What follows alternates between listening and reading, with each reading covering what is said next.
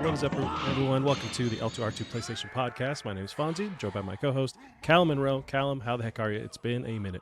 It has, yeah. Yeah, all good. Just as usual, busy with work. I did have some time off work recently, actually, for Final Fantasy. Oh, yeah.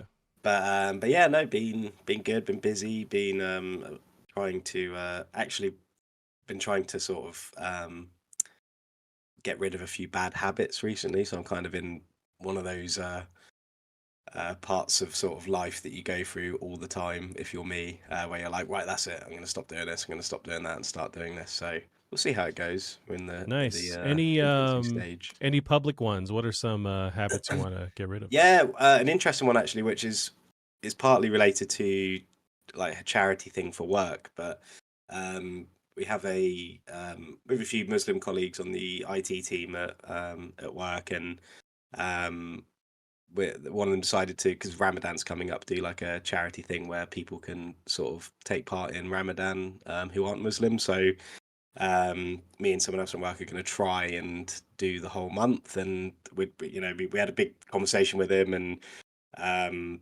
he sort of explained all, because we want to try and do it properly, really not try and like half-ass it. We want to treat it with respect and everything. So got that sort of approaching, I think, sort of from tomorrow. So that kind of, and then the selfish part of it is it'll be good for me because fasting in general is fairly good to help lose weight and things. So that's sort of one part of it, and then the rest of it is all just like cutting out drinking, smoking, all that kind of stuff. So Yep. but yeah, it's just sort of one of those where I'm trying to kind of do lots of things all at once, and I think for me it's kind of weirdly the best way to do it. So I just need to stop getting fatter, because it's really not very good. But yeah, but that's Yeah. sort of the most interesting one. The rest of it's just general, like stop eating so much, start getting up earlier, start doing more exercise, and the boring stuff like that. Yeah, I hear you. It's I'm getting round to myself over here in the States. Yeah, it's just and we had like me and my wife will go, we started going on hikes a bit more too, and like just trying to stay active. But yeah, it sucks. It's, why does it have to be the worst thing in the world? Like if it was fun, then great. Yeah, We'd be doing it well, every day. it's so odd as well. Like I went boxing this morning, and I feel amazing after exercise. Like Right. and every time I'm like, I don't know why I get so lazy and don't want to do it, because I always feel so good, and even during it is fine. Like I don't mind working hard and training and getting out of breath, but it's just that before, and it kind of bleeds into the same feelings I get just in the mornings, like waking up. The laziness that I have inside me is so overpowering that Yep. despite how much I tell myself, how good does this feel right now? It's almost just like the kind of lazy part of me is much more powerful at some point. So we'll see how it goes, but I'm feeling optimistic about this one. When you feel good about the kind of changes you're trying to make. So Right. again, that might just be my my brain being on one side, and then everything will come back later. But yeah, so fingers crossed, positive thoughts and things. So yeah, Yep. we'll see how it goes. That's awesome. Well, I'm praying for you over here for your health and Thank you. Yeah, and I also need trying to it. get some out of the universe for myself. But yeah, you Yeah. mentioned like it's the before. That's the biggest hurdle.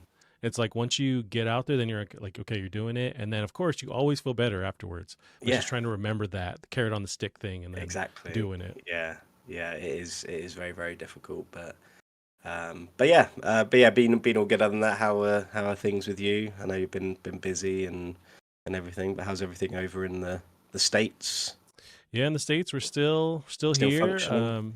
Yep, still doing the thing. Yeah, just been busy with the coffee trailer and Yeah. doing that.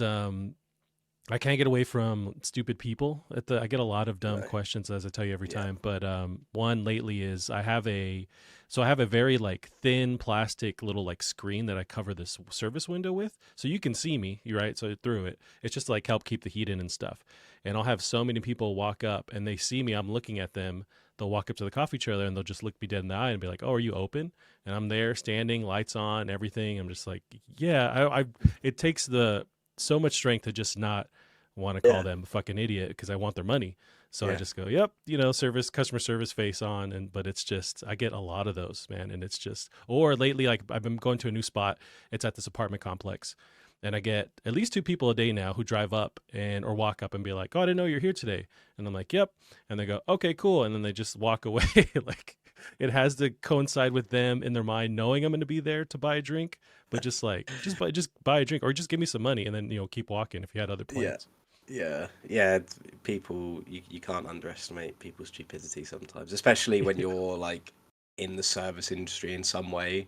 Um, Like I remember when I used to work at bars, you'd have people come up to me whilst I stood behind the bar saying, "Oh, is this the bar, or do you know where the bar is?" It's like, no, I don't actually. I have no idea. All like the beer pumps and everything. Yeah. It's like, did But you yeah, drive here? Should you operate a motor vehicle? Like somebody should that's help what's you scary, home. isn't it? Yeah. I mean, the scariest thing is at work when you hear some of the things these people say or ask, and it's like, and then you think about how much they're probably paid, and it's Yeah. like, geez, must be easy then.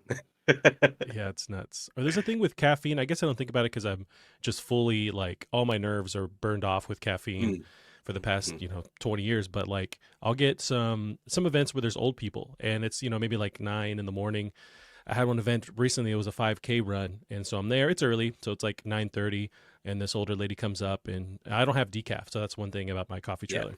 And she's looking around, she sees a sign, she's like, oh, bummer, I wanted a decaf drink. And so she left, but I'm like, it's nine. Is it too late for coffee at 9:30? I know Yeah. you're in bed by like 2 or whatever because you're old as fuck, but like, come on, you can handle some regular coffee Yeah. at 9:30.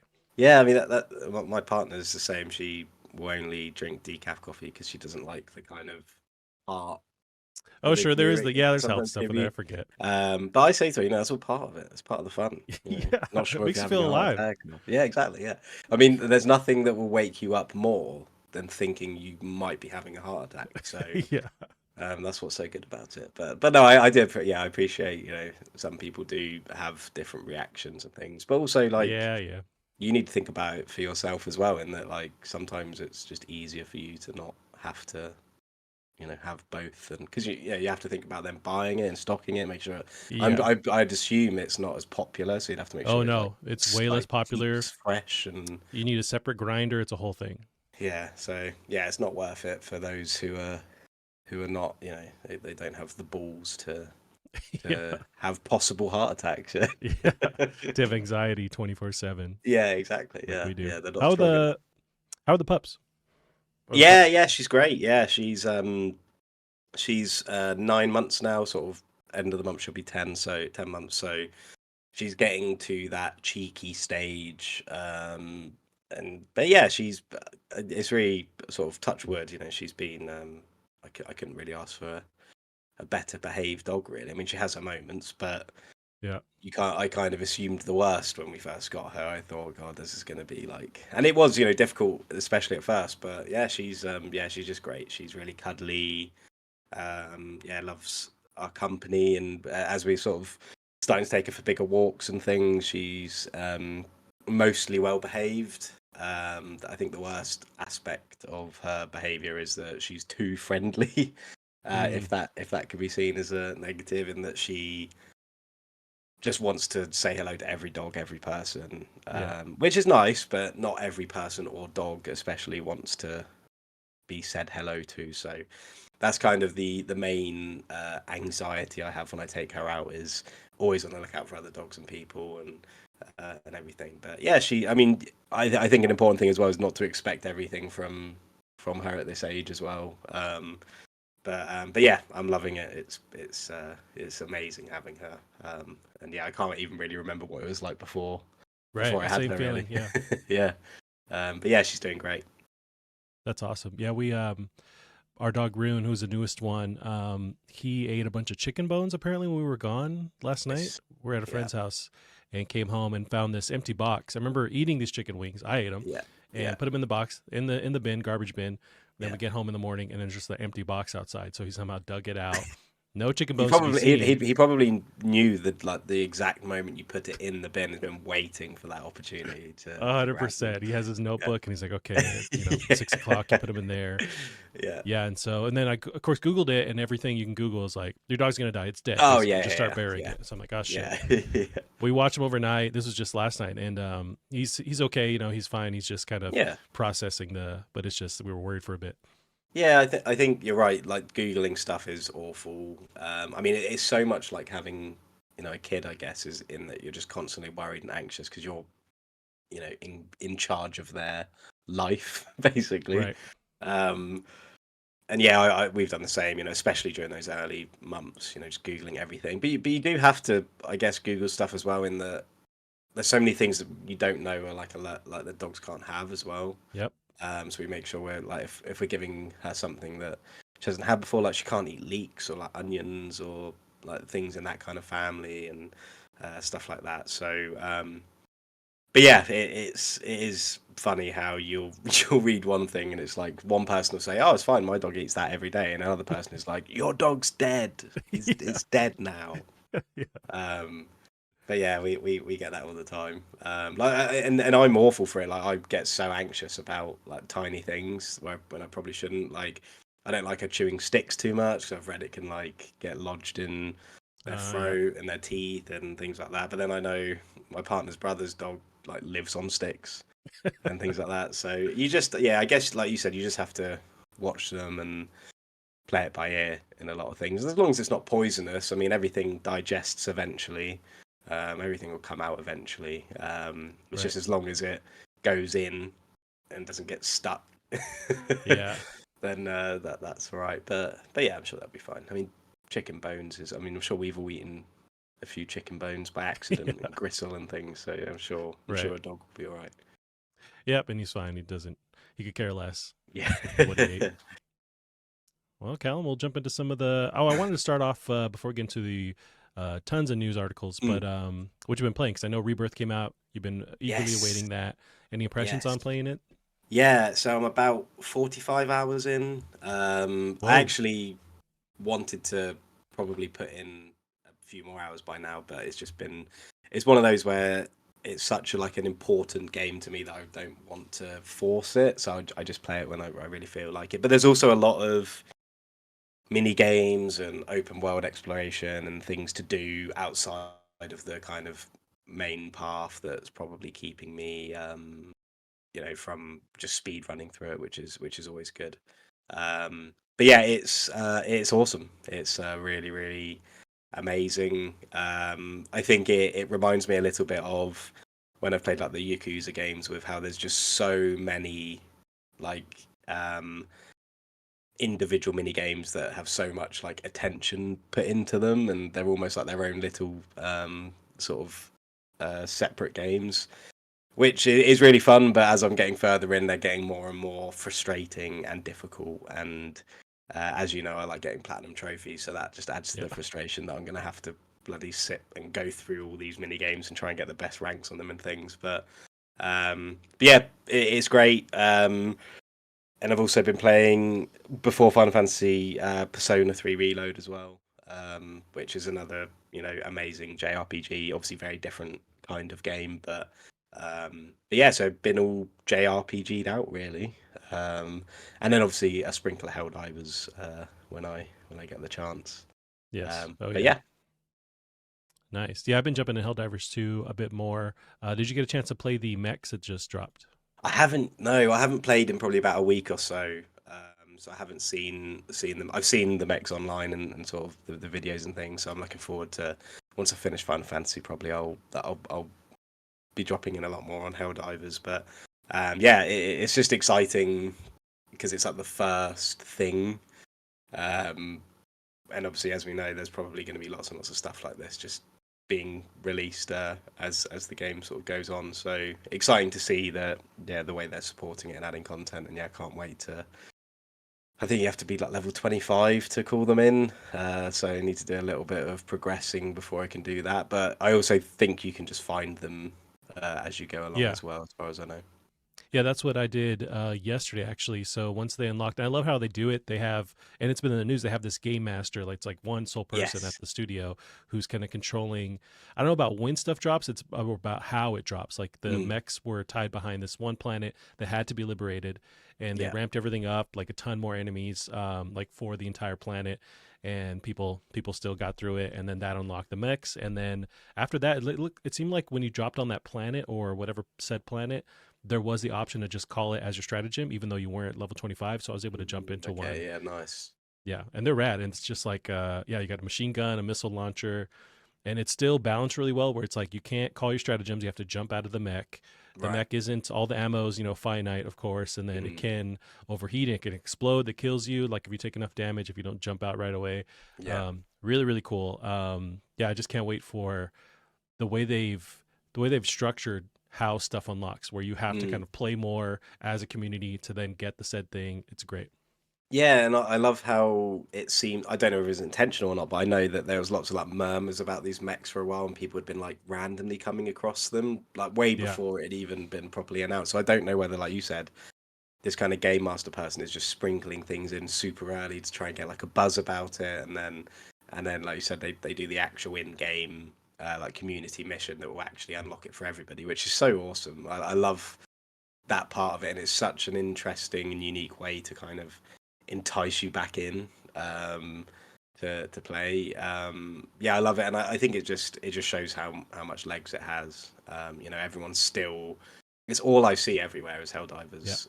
It's just it seems to really have like captured the zeitgeist and doesn't really seem to be going away, especially considering with Final Fantasy now out, which is obviously a massive game, maybe different audience, but that's just been in terms of like what's being talked about, and I'm in, my algorithm is heavily pointed towards JRPG stuff, and I haven't really, thankfully, seen anything Final Fantasy, which is good for spoilers and things. But yeah, Helldivers just seems to be still mopping up everyone's attention.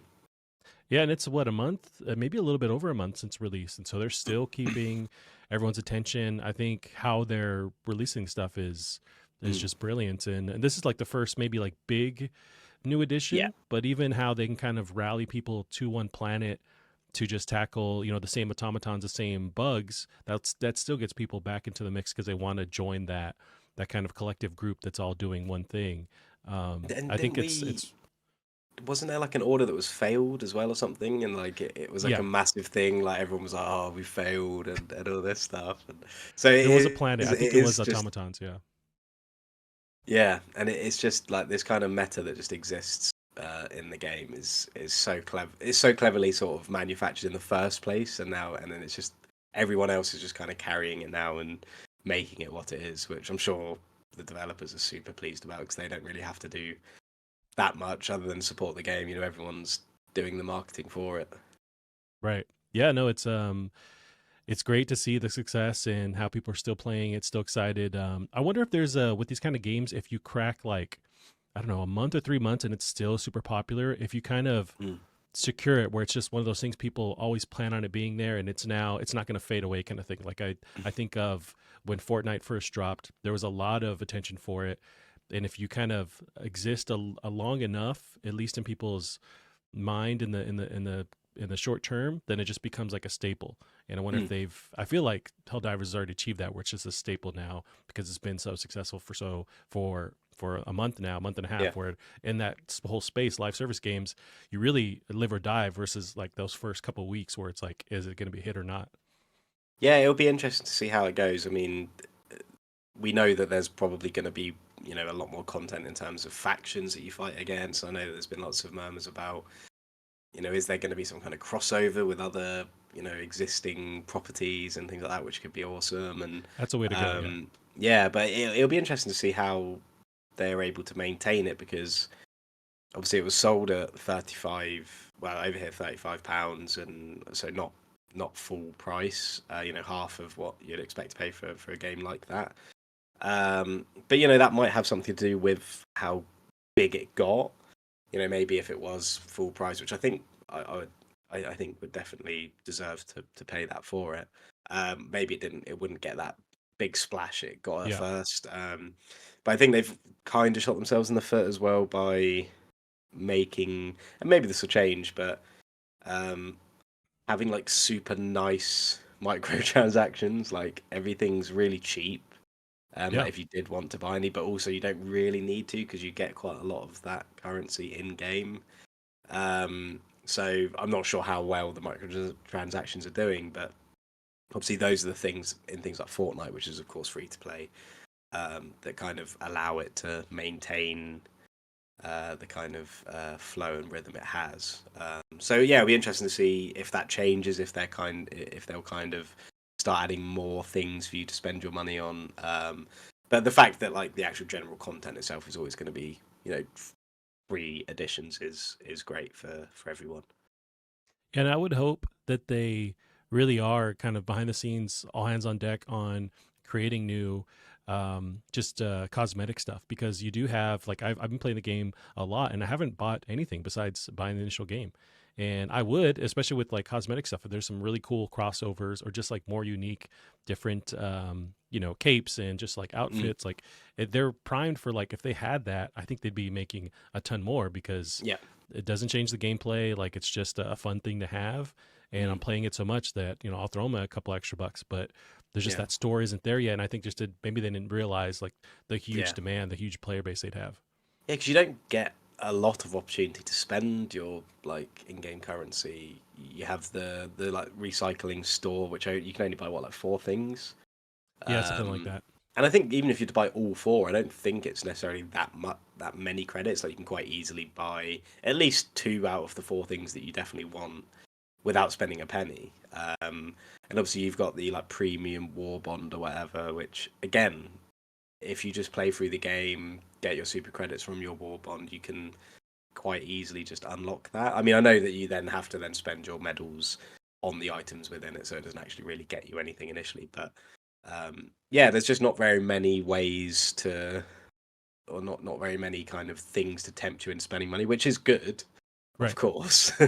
Especially considering, albeit it was £35, we did spend money to buy it. But I think maybe as time goes on, um, and they've kind of made their money from that initial purchase, maybe then they'll be like, well, look, you've been playing it for 6 months, why not, pay for this, or why not Right. have a look at this new storefront we've just put in to try and get a bit more money. So I think they're in a unique position where I think if they were to do that cleverly, I think people would understand why they're doing it rather than the usual, microtransactions and things. So, but yeah, we'll see. It's just such an exciting game, and I think everyone's just super glad to see it take off because it was so unexpected, which is always nice. It's a nice feel good story.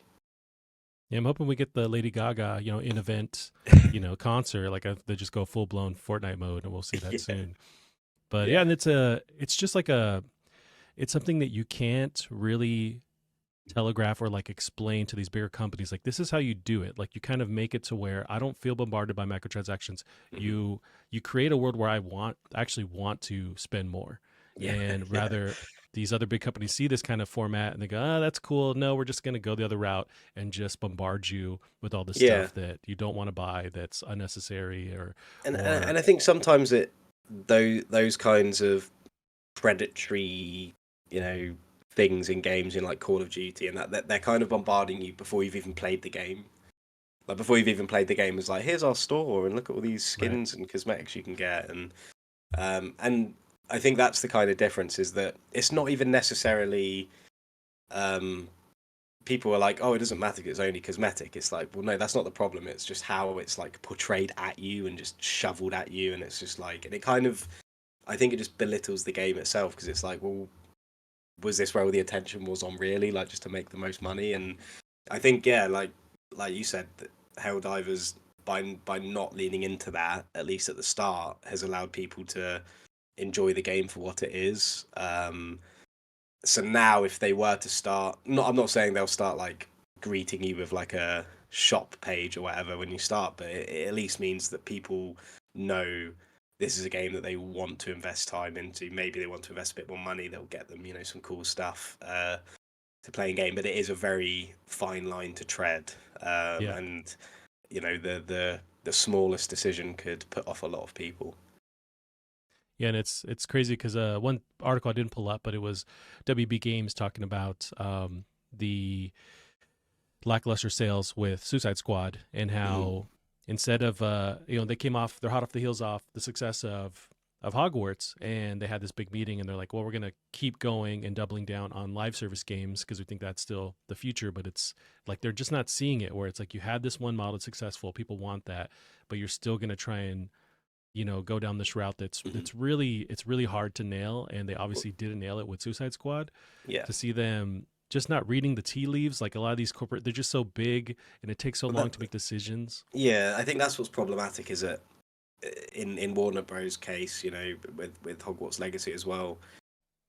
From what I understand, I haven't played it. I'm not the biggest Harry Potter fan, but from what I understand, the game's not that good. Mm, Apparently, it looks great and there's some good things about it, but from what I've heard, it's not anything really to write home about in a lot of ways. But it's Harry Potter at the end of the day. And I know that it looks great. I know the world's very well realized, and I think that's all you kind of need for people to, Harry Potter's got a massive fan base. So obviously that game's going to do well, and I think probably, I mean, I don't know how well Suicide Squad's done in terms of sales, but I imagine that's probably done well as well because it mm. is Suicide Squad. So I think maybe they're not really, or I'm sure they do understand, but these are kind of products that will just sell irregardless of, as long as they're okay, which I Yeah. think both are at very very least okay. Maybe even they're good games. I haven't played either of them, but I think that yeah, they're just going to sell because of what they are and the audiences that they inherently have before the game's even out. So it will backfire, and that they'll shoot themselves in the foot if they don't realize that's the only reason that these games are selling. But because if they bring out a game of the same quality that is like its own IP, then yeah, that's where they'll probably start seeing problems, I'd assume. Yeah, it's interesting to see these different companies make, these kind of wildly different decisions, and Yeah. we'll see. It's a changing model, and we'll get to some of the doom and gloom with the industry that's Hell yeah. perceived doom and gloom, but Yeah. we'll get into that as we get to it. I'm more positive on it. But Callum, we'll get into some of the news articles here. This first one's from a Yes. while ago. This is from Thursday, February 22nd. We experienced the first birthday of the PSVR 2. So PS Vita also launched in Europe that same date that PSVR 2 celebrated their birthday, making it 12 years old as well. Not much to write home about with the PSVR 2 birthday, but Sony did announce on that same day that there's going to be a PC support update where you can use your PSVR 2 on PC. How do you feel about that? I think that makes me way more interested in picking this thing up. I think it's at least a positive step. I assume this means it will just work with like Steam VR games. That'd be my assumption. I don't know whether that means like Or like they're fully there to open. release. Yeah, I don't know whether that means they're to release some kind of PlayStation launcher, which I wouldn't be surprised if they did. Mainly because of with Helldivers, for example, they're probably seeing how much that sold on Steam and thinking, oh, if only we had our own launcher, we could have probably. But Yep. then again, it might not have then been that big if it wasn't on Steam. But so I don't. Yeah. Yeah, I don't know the kind of more minute details of what this means. But yeah, it's definitely good. And like you said, it definitely makes it more of an attractive product. But I still think it's edged by the Quest, which is you know well priced, works standalone. Yep. Um, I mean, I even I think I mentioned to you last time we spoke actually that I was getting more interested in revisiting my Quest 2, and I did play a couple of games on it, and it's still like there's still new games coming out on it. There's still games coming to the Quest 2 that I didn't even think would be coming, and they still look great. And this is me only of spending, I think that it was like £300 to get the Quest 2, and I haven't had to have anything else. I haven't plugged into my PC. Didn't even need to have a PS5 console, to use it. So I still think it's you know slightly superfluous in some ways, but saying that, I haven't used it. I don't know too many of the particulars about how it functions with PC and what it really means. So But yeah, we'll definitely keep an eye on it, and I think it's more likely that I could be interested in it than it was before. Yeah, same. I'm excited. I do want to see what those details are because it's really just that blog post mentions that there's going Mm. to be PC support. So yeah, what that Right. the Okay. extent of that is, we don't know, and there's no date on that. It's just this year at some point there's going to be a PC update. So we'll Yeah, see. and you got But the haptic thing, so you can do like your weird perverted VR chat with yeah, yeah. haptics. I'm sure that will interest lots of people. That's the future of this device, really. Yeah, yeah, And those perverted controllers have a haptics. whole ring thing in it, so you can do whatever you want. Yeah. Sky's the limit. All right, Cal, moving on. We got some Elden Ring news. Elden Ring Shadow of the Erd Tree DLC drops June 21st this year, which is cool. But tied into the promotion, the interviews with that was this news on Bloodborne, sort of news. This is Elden Ring boss discusses Bloodborne remake from EuroGamer.com. From software boss Hidetaka, I'm going to butcher this, Hidetaka Miyazaki. Bam, nailed it. Discussed the possibility of a Bloodborne remake at a recent interview, saying, "It is a title we hold very dear, and just as much as our fans. It does make me very happy to see that there are still so many people passionate about it. Unfortunately, and I've said this in other interviews, it's not in my place to talk about Bloodborne specifically," said Miyazaki. "We simply don't own the IP at From Software. For me personally, it was a great project, and I have a lot of great memories for that game, but we are not at liberty to speak to it." This at least shows it like, hey, they know that people want a Bloodborne PS5, some kind of reiteration of it, and it's not just left high and dry on PS4. But do you think, is there anything to mine from this, like that? Hopefully, somebody cares about carrying this on into these next gen consoles. Yeah, I think there's lots of different ways you could probably interpret it. I mean, the fact is that yeah, I believe the IP is owned by Sony, so it would need to be something that they decide to do.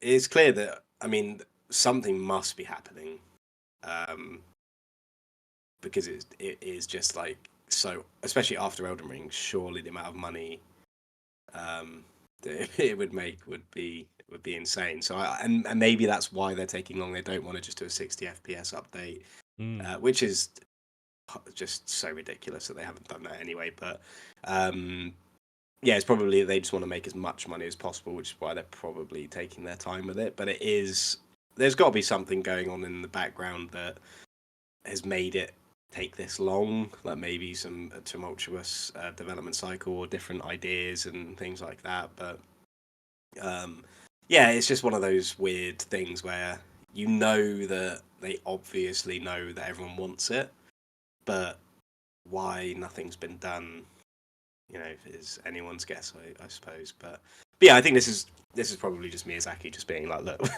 we've got this Elden Ring thing coming out. Please don't ask me about Bloodborne because Right. I don't own it, or we don't own Yeah. it. So No, exactly, and it reminds me of, because you're right, where it's like they could have just dropped a 60 FPS mm, update years ago, and maybe they're working on something, waiting to do some kind of just new version, mhm, remaster rather. But it's weird with, if you look at Naughty Dog, how they treated Last of Us 2. That had a free 60 FPS update on PS5, and then a and then year, they 2 years remade it. later, Yeah, there was a full blown. So it's yeah, like they went the other route. So you yeah, could do it that way. It does remind me again of our buddy Colin Moriarty. He talked about on his podcast a couple weeks ago that he's heard that there was rumblings with Bluepoint handling some kind of remaster, but mm, then he's heard nothing about that since. And this right. is maybe a year or two ago, Mm. which would be I mean nuts. That'd that be would be the awesome. obvious answer because Demon Souls was amazing. I never played the original, but I really enjoyed Demon Souls. I think because of one, obviously, and it helps how good it looks, how well it plays. It looks it's one of the best looking games I've played, and it's obviously a PS5 launch game. Yeah, it looks great, plays really well, and it has that kind of old school simplicity in its structure. I mean, it's very complex in other ways, like the I can't remember what it's called now, but there's lots of like like your actions will turn your world into a certain light or dark, and then you have that also Mm. attached to your character, and it's yeah, super confusing, especially when you're trying to like 100% the game, which I still haven't done because it's just an absolute minefield of thinking that goes into what you need to do. But yeah, I think Bluepoint would be awesome because they've shown time and time again that they just understand what it is that they're required to do, and they do it to such an incredible level. But yeah, we'll just have to see. We'll definitely see something You'd have before to either of us imagine, are dead, right? unless we die soon. But yeah, it's one of those where it's similar to when like the Final Fantasy VII remake rumors were around for ages, and Resident Evil 2 remake. We were just waiting for it to be announced, and it finally was in both those cases. So it's probably just another example of that. And if you think of Sony's portfolio right now, they announced a couple, maybe about more than a month ago now, that there's not a big first party release Mm, till 2025. So this would be the year where it's like we don't have a lot, that's not mm, third party or whatever. So if you, of course, I imagine it's not ready yet. That's why. But if mm. you had that ready to go, if you're planning correctly, you drop that this year. That's another way to just like drum up a lot of attention for Hmm. PS5 this year, and then hold off Yeah. until next. Or But even just announcing it and saying, it's coming in 2025. I mean, sure, I don't think people necessarily even want it to come out. Like, it's not that people want it in their hands right now. I mean, of course they do, but they just want to know it exists, I think. they want to know. Yeah. Yeah. So yeah, it's a real annoying one. But yeah, I think people do need to remember that the amount of time people waited for that Final Fantasy remake and the Resident Evil 2 remakes, which were PS1 games, and then both came out on PS4, so could be worse. Maybe PS7 will get that Bloodborne 60 Yeah, FPS game. exactly. Yeah. Nice. We'll kind of move on to some really lame news. So we got PlayStation is laying off 900 staff across Naughty Dog, Insomniac, and other studios. Articles from Engadget. Sony Interactive Entertainment announced last week, well, this is like 2 weeks ago, it's laying off around 900 staff from its PlayStation division. Roughly 8% of its department headcount. Insomniac, Naughty Dog, and Guerrilla Games are all affected by the cuts. Sony's London studio, which had been working on a co-op multiplayer game for PS5, is shutting down entirely, while Firesprite will also lose some staff. In addition, PlayStation will lay off workers from its technology, creative, and support teams. According to Bloomberg, a live service Twisted Metal game was in early development at Firesprite and is among the canceled projects. So that's a huge bummer. That was we're now into March. This is in February when this is revealed, I want to say, but the first couple months of 2025-4 have been really heavy with a lot of these Hmm. layoffs, and Yeah. PlayStation is among the list now. How do you feel about, in addition to this, the Twisted Metal possible game that was canceled? I know we talked about it was a couple years ago. There was Mm. another developer that had made Destruction All Stars. I think they were rumored to be Yes. working on something. Yeah. Seems like it was handed to Firesprite. Yeah. Yeah. I mean, it's horrible ways. It's got to the point now, especially as we're coming to April, at the end of this fiscal year. I assume it's gonna just keep going until then, and then it will sort of hopefully plateau. But obviously, it's the kind of backlash from the kind of overhiring and the Yeah, overspending during COVID. Um, and I think what sucks is the people losing their jobs are not the people who caused this. The people who caused this and made those shit decisions are the ones still in their job, earning loads and loads of money. yep, So that's the most annoying thing, is that yeah, the people who should be laid off are the people who caused this situation in the first place, not the people who are just working their job. Um, so yeah, it's really awful, and I think the only silver lining you can, if you can even call it that, is that hopefully now, following on from sort of April, this will be a lesson learned for those idiots up in their ivory towers making these stupid decisions. But yeah, it just sucks that the people who suffer are people who have nothing to do with the reason that they're in this situation to begin with. yeah. It's unfortunate across the board. Every time this stuff happens, it sucks, and it's hit a lot of their big studios, like they mentioned Naughty Dog. And I wonder if Mm. part of that is they hired a bunch of people to help them with this live service Sure, game, and now sure. it's canceled, and it's like, well, you got nothing to do here, so Yeah, we gotta let you go. yeah. Yeah, it's a lot of moving parts, and it's just like you mentioned, where it's the people that should be held accountable. It's kind of like whoopsie daisy, and then they kind of keep Mm. moving on. Yeah, it's. I think the scary thing is I know people at some of these studios. I know some people at Firesprite, and I knew people at Blizzard as well when that all went down. And you really get to see the kind of fear from them. When this happens, because they don't know about it until we do as well. Yeah. So they just kind of walk into work one day, and as I'm sure you'll touch on in a minute with the Jim Ryan pictures, it's just like they just don't care. Like no matter what they say in their press releases, they just don't care. They just see everything as figures and numbers and a means to an end, and it's just yeah, it's ridiculous. And especially considering, you know, these people that don't care are the ones that cause the situation in the first place. And I know it's easy for us to say, in hindsight, what, surely you knew that after COVID, all this spending was going to go down. People were going to, I mean, even looking at the Final Fantasy sales, there's probably more factors to this, but the 7 remake, I think, sold something like 600,000 on launch in Japan, and I think Rebirth sold something like 300,000 because Oh wow. people aren't stuck at home anymore. So to me, it seems like a fairly easy thing to understand, but yeah, unfortunately, these people that earn hundreds and thousands of dollars a year and make all these decisions, unfortunately, like we were saying earlier, are pretty stupid. It seems. Yeah. There's no way else to put it. They just all seem like they're yeah, incredibly stupid, and then the people who are actually doing the work in the trenches are the ones getting suffering. So yeah, it's very irritating. But yeah, fingers crossed. We'll just start to see the end of it as this kind of a financial year, you know, goes out, and then all of these companies start to reevaluate the way they look at things.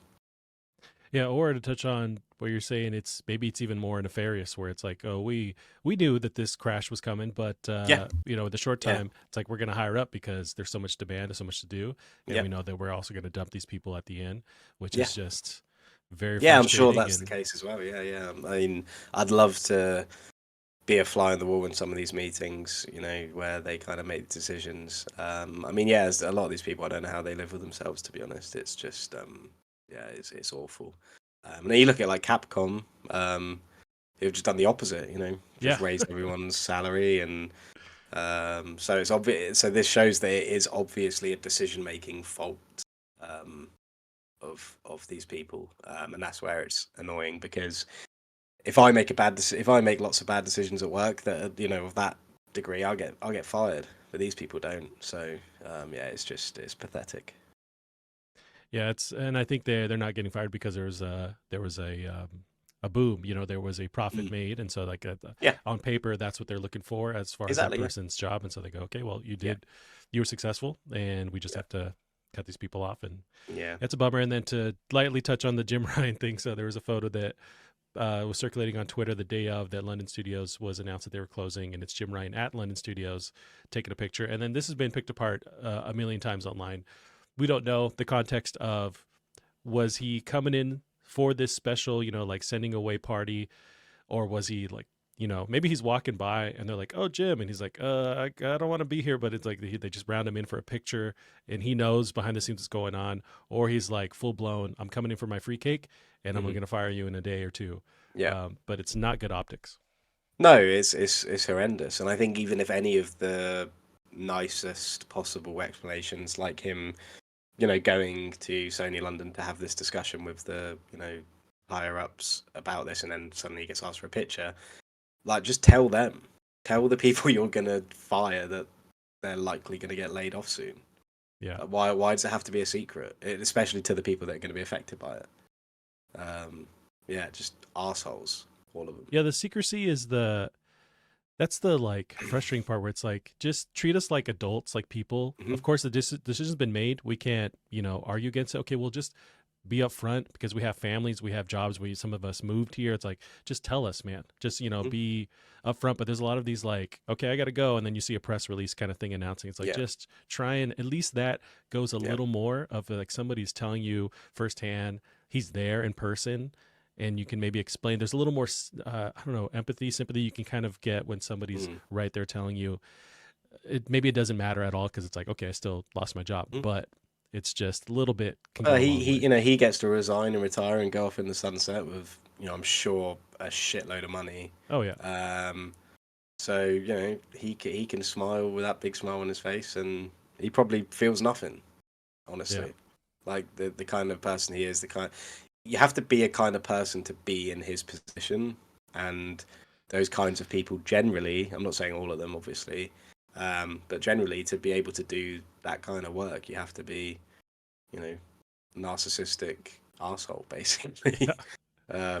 in general. So yeah, no sympathy for, you know, him or any kind. You know, I don't think there's any reason to even give him the benefit of the doubt. I mean, there's no reasonable explanation whatsoever. Um, I think the only possible one could be if they knew they were getting laid off, but they still wanted a photo with him, which I don't think is true. Yeah. Um, but yeah, that's the only possible thing where I would say, oh, okay, at least he came in and was honest with them, and then they still wanted a photo, but obviously not.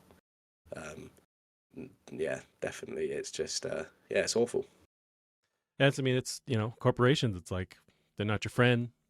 Their bottom line is making a profit. It's just keeping Yeah. that in mind, as a employee, as Hmm. a worker, like, and that's where you see all these different stories of people trying to unionize.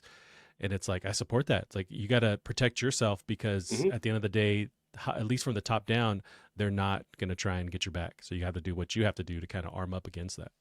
Yeah, and I have to say, to sort of put, I guess, a positive spin on it is, where I work, Sumo, they've been great during this period, very reassuring and doing what they can to put the people first, which I think is really nice. So it's definitely not all bad, but Yeah. unfortunately, a lot of it is. Right. Yeah. To end this, I just watched, there's a awesome movie about BlackBerry, about the BlackBerry Mhm. cell phone. Yeah. And it's just like not a documentary. It's like it's a retelling of the rise and fall of that company Mm. and all the stuff behind the scenes. And it has, there's the Glenn Howerton. He's from It's Always Sunny. He's one Yes. of the main characters. It's a fantastic fucking movie. You got to watch it. It's like Yeah. $5 on, on Google What's Play it or called? whatever. Sorry. It's called BlackBerry. Oh, it's called BlackBerry. Right. Okay. Yeah, and it's just about the Yeah. rise and fall of that Yeah. phone, Yeah. and just like you see these corporations, and at least with Glenn Howerton's character, just like the deals that are being made that are just like screwing other people, Mm. and just it's just really amazing how, and it's kind of a dramatization of what happened, but Sure. it just kind of also paints a picture of these people are trying to make as much money as possible, and at the just throwing whoever under the bus that they can to kind of make it happen Yeah. and not reading the signs and just like the fall of this company. It's nuts. You got to watch it. Yeah. No, it sounds great actually. Yeah, I think it's an important side of things that people need to understand. For example, those people getting a photo with Jim Ryan, like it's they obviously revere him in some way. Right. That they to the point they want a photo with him. But I think perhaps negatively, I think you have to have this view on all CEOs and CFOs and all these people that are in these positions, because again, to get to that position, it's very likely you've had to make some pretty horrific decisions to benefit yourself and your company rather than the Right. people who work for you, who are ultimately what make your company tick. So I think that's a good baseline to have, and then obviously take people at face value when you get to meet them, speak to them, I guess. But yeah, no, that sounds like a great watch. Yeah, I need to watch that. In fact, just talking about things to watch, I think I've said to you before, I don't watch many things, but I've just watched completely unrelated, by the way. Yeah. But the first 3 episodes of that Shogun on Disney Plus, Oh, I keep hearing it's it fantastic. is incredible. It's yeah, just whilst I remembered about watching things, yeah, it's maybe recommend waiting for it all to come out because I've just finished the third episode and now I'm like reeling and needing to watch it all. Yeah. But absolutely awesome Is show. it based on a property or it's like a whole new thing?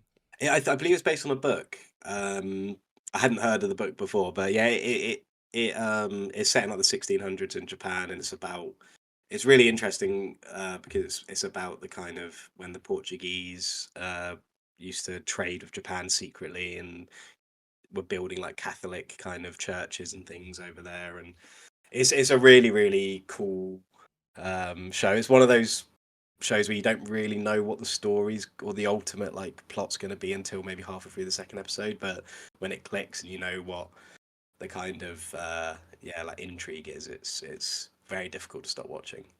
But yeah, definitely recommend it. And Shogun are different from samurai? Is that, am I merging two Yeah, different so things? the shogun is like the kind of military governor and like ruler of all of Japan, or the Mm, shogunate, I think it's called. And then samurai are the specially trained warriors. Then you have like ronin, which are like mercenaries from Japan and things like that. So, but yeah, gotcha. it's really cool, and it's got a cool blend of like you know subtitled like Japanese, of course, and then you have your English speaking. It's kind of strange at first because you've got the Japanese and the Portuguese, but the Portuguese all speak English. Okay. Um, but to them, they're speaking Portuguese, if that makes sense. So Gotcha. once Gotcha. you get your head around that, it's yeah. Just on whilst I remembered, I just had to quickly throw that recommendation out because I'm Yeah. very enamored with it at the moment. I keep hearing good things. Yeah, that's on my list of stuff. We did just, it's another segue that doesn't make any sense, but we started watching True Detective, which has Oh just yeah, been around for a yeah, while, but we started yeah. watching the first season, and that one is fantastic. Let me tell you. Yeah, I need to get around to that as well. I think my partner really likes it. She watched the latest series, but yeah, it's one I haven't watched before. Yeah, and I just because it's been all over the news, the newer season, and how I guess somehow it ties back to the first, and so it's Right. like I've been meaning to watch this. Let's jump in, and Matthew McConaughey, Woody Harrelson are in it. They're fantastic, Yeah. and it is pretty heavy, like the subject matter, very heavy. Sometimes it's Mhm. like we'll wait a couple of days before watching another episode, but it's shot really Is it well. is it It's Vince Vaughn in the second series as well? yeah, Is it? we just started Yeah. that one. Yeah, Vince Vaughn, Yeah. Nice. Colin Farrell also Oh, in that okay. one. Yeah. Yeah, Yeah. That's quite a cool little duo. But yeah, that's another one I need to watch as well. And it's because I thought it had been cancelled, but I now hear they're maybe making a new series. I don't know. Maybe I was just incorrect initially, but yeah, that is something I need to watch because I've heard amazing things about it. yeah. I know there was a lot of time between the third season and this newer one, so maybe it Right. was canceled in between then, and then Yeah. they greenlit the other one. But yeah, Yeah. very very good. It seems like it's a different sort of series or like story that they're telling every time, except for the new Sure. season that somehow like ties all together. But Yeah. haven't got there yet. Well, Callum, we'll keep on going. This last one here is PlayStation backed Deviation Games has closed. This is from VGC.com.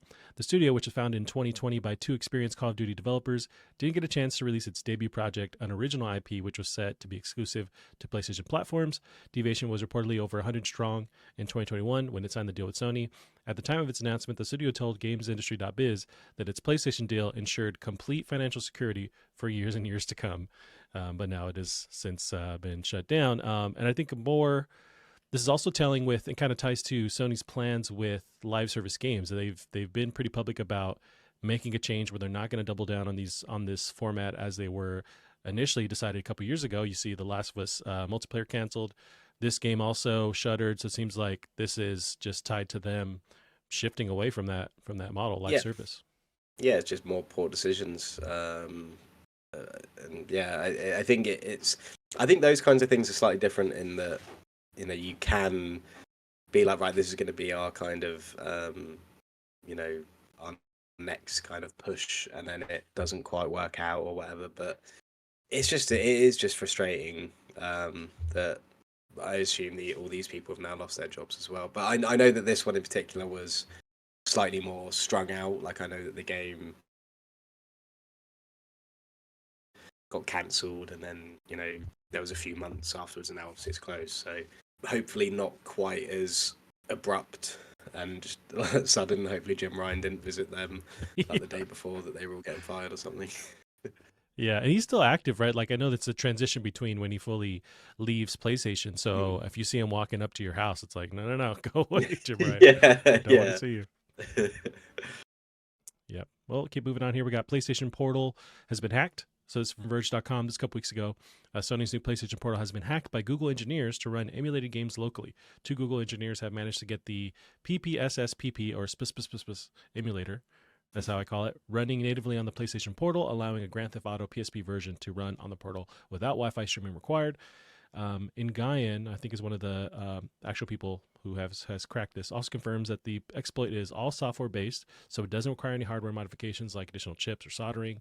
All we have as proof of this running is a photo of Grand Theft Auto Liberty City Stories on the PS Portal. This is I'm kind of jacked for this because all the PS Portal is an amazing device, and for streaming, I like the idea of just using it elsewhere, like on a PC, if that opens Mhm. that up. I know it can, emulate at least, I imagine nothing more than like a PSP. Like, I don't know if you're Mhm. getting Vita games on the chip because whatever Yeah. hardware on the device is just for like handling streaming and stuff. So it's not crazy advanced. But how do you feel about this? Yeah, it's cool. It's always cool to see things like this. Yeah, like you said, I can't imagine it would be able to do much more. I mean, I'm even a little bit surprised it can handle, um, PSP, because PSP? emulation isn't easy, uh, especially when you assume that the only thing inside that screen is the ability to connect to the internet and to, you know, turn on. Right. So yeah, it's impressive. And yeah, who knows? Maybe like they accidentally like all of these kind of screens they're using, maybe they're just all devices, like old devices that actually have some kind of internal components. I know that there was talk about them possibly being like old decommissioned Xperia devices or something, so maybe there's a Oh, little bit more under the hood than we think. But yeah, interesting. We'll have to see. I mean, it's a great little device. I mean, I haven't really been using mine much, but I did uh, get it back on the other night. Um, but yeah, very cool. yeah. The Portal would be great for playing games like Rebirth. I imagine you can Mm, jump in. It's not like you need one for one, 60 frames per second, all the time. It's like it can handle yeah, that kind of flow. I it imagine. interestingly, I haven't tried Rebirth on there. I actually turned it on because I saw Resistance Retribution, the Oh PSP yeah. game, had come to PlayStation 5 in some Hmm. way. So I thought that'd be a cool one just to try out. Um, I think I will probably play Rebirth on it when I kind of finish up the story and I need to just do clean up. Yeah. But on that note, where you just said about 60 FPS, I have been playing Rebirth in graphics mode, which is the first game I think since the conception of those two settings that I've chosen that, and I've got to say it actually looks. And for some reason, the 30 FPS isn't bothering me with it. I don't really know why. But mainly because on performance mode, the resolution is very icky. I see. It's like very noticeably blurry. I mean, obviously it runs super smooth when you're on that mode, but and then graphics mode, like everything is super super crisp. Um, but yeah, obviously you have the 30 FPS. But well, yeah, weirdly, I don't know what it is, and whether they've got some kind of trick with like VRR or motion blur or something that kind of doesn't make it seem as bad. But yeah, but it's yeah, I meant to mention that earlier. Yeah, it's the only game where graphics mode is like I'm able to stomach it, if that Yeah. makes sense.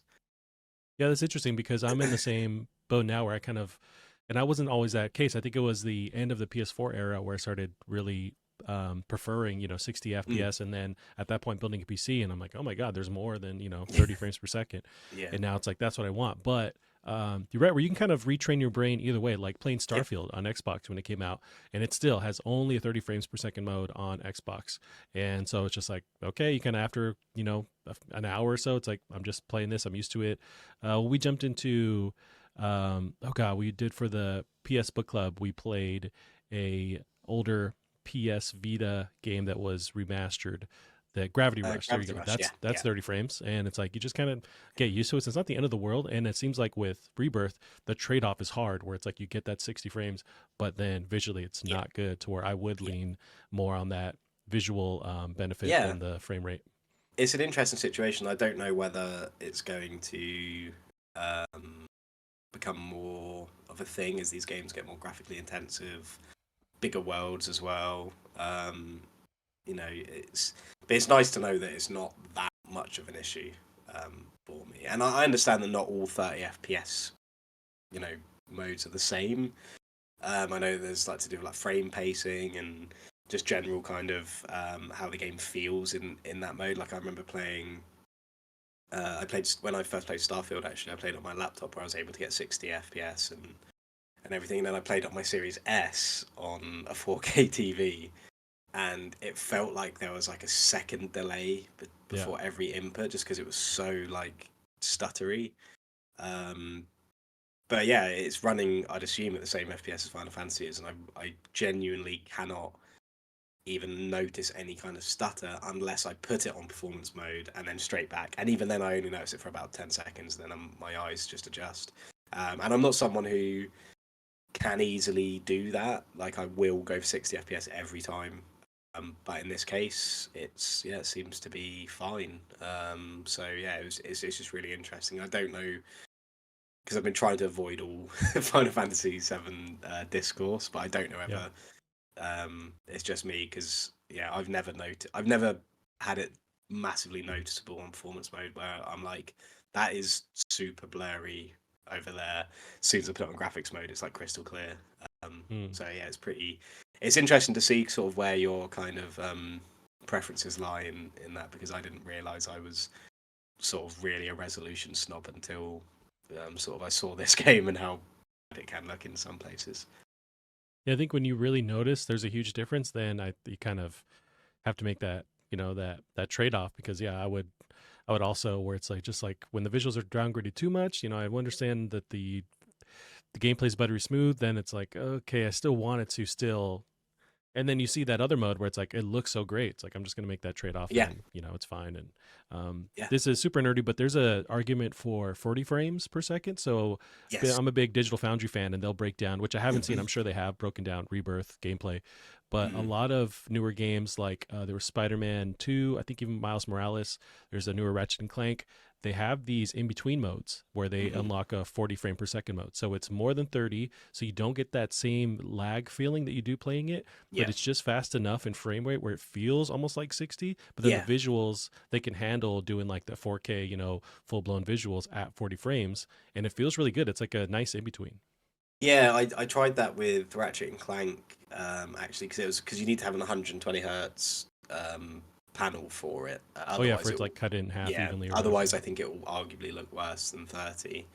But yeah, I did it with Ratchet and Clank, and it was really good. Yeah, really, really impressive. It does make a huge difference, and it kind of gives you a good reason to have because I mean my TV is 120 hertz, but I've never really used that.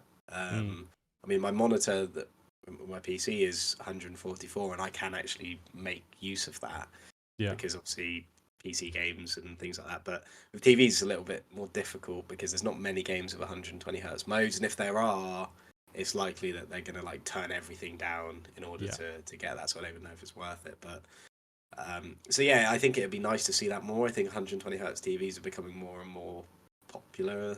Mm, So it would make sense, I think, to just go with that because you might as well. I mean, I'd assume anyway that the reason 30 FPS is the lock is because that's just how it's been, and that just sort of taking into account 60 hertz panels and things. But I think yeah, as more and more people ask for it, I'd assume it's not too much of an ask to get a 40 FPS kind of version as well.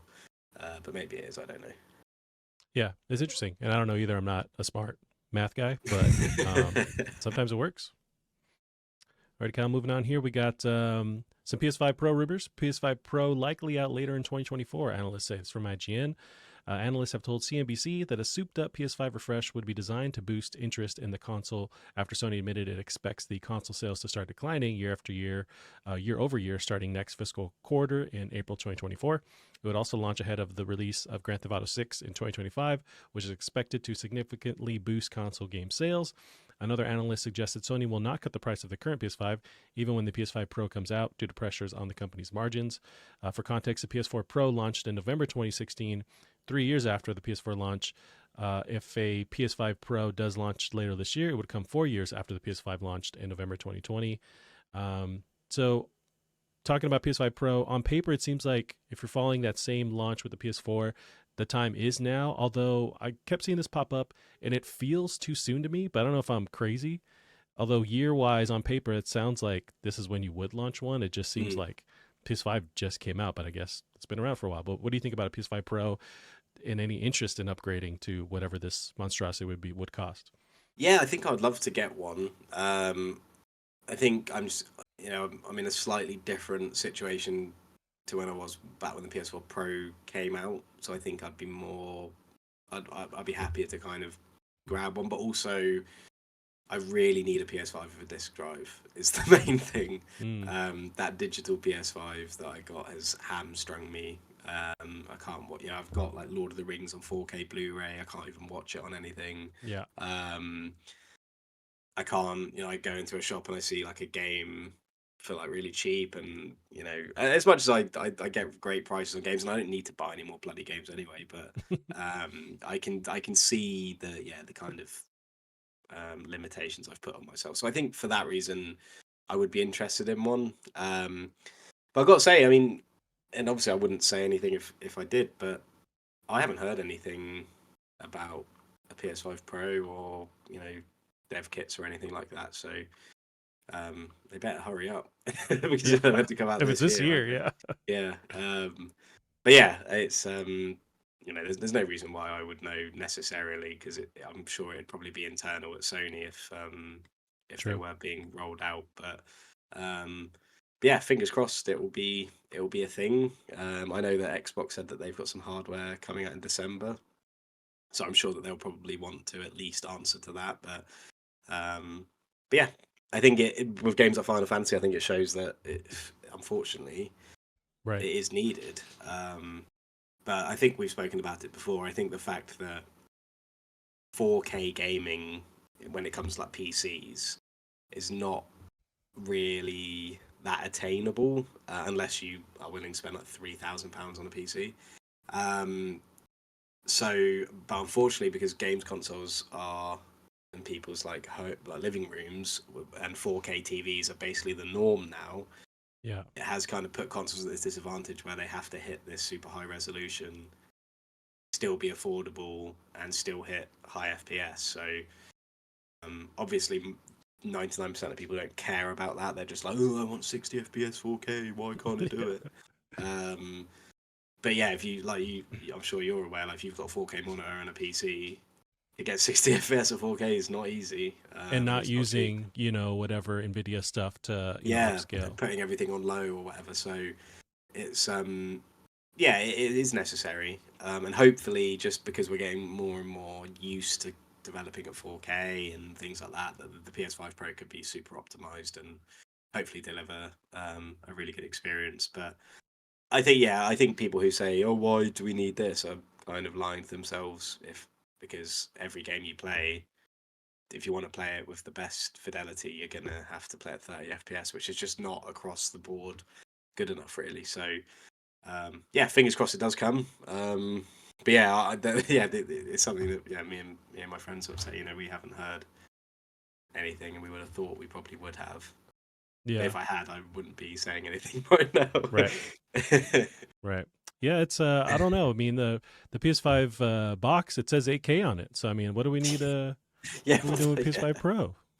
8K yeah. I should be don't. here. I still don't know what that means. I've It's still yet to garbage. really see an 8K TV outside of like like the weird shopping centers where they have like the big like 95,000-inch TV on Yeah. show. Um, so yeah, it's just all stuff to try and push hardware, isn't it? It's nuts. Yeah, 8K is kind of it's I could see it for I don't even know where there's a world where that becomes the reality, the standard, because it's like streaming 8K content. That sounds like a huge data load to be transferring. And I guess you can have discs to do it, but then we're going like progressively more and more diskless as we go into these years. So it's like, how are you going to deliver 8K streaming?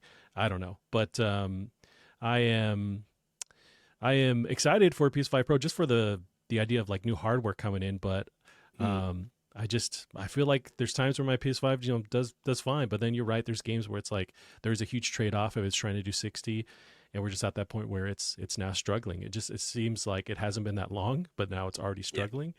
yeah, So it's interesting. yeah. I just like to see new hardware, so hopefully this does come out and we get to have a new cool thing to look And at. hopefully it doesn't look like a piece of shit, like Yeah. both the PS5 and the PS5 Slim does. I wonder. I think we're going to see if you look at the PS4 to PS4 Pro, they just like added another little like level to it because it had the little Yeah, perforations or whatever. I imagine we get the same kind of effect where it's like they add another cut in the plastic or whatever, but it's going to evoke the same PS5. It just looks slightly different somehow. I imagine. yeah. I'm sure they'll keep that kind of winged style. Yeah, they've kind of shot themselves in the foot now by having to stick with that. I guess, but then again, like oh no, the PS3 was a Slim, wasn't it? It wasn't a Right. Pro. But yeah, we'll see. It's always exciting when you hear about new hardware and then like waiting to see it for the first time. But hopefully it's at least nice or something.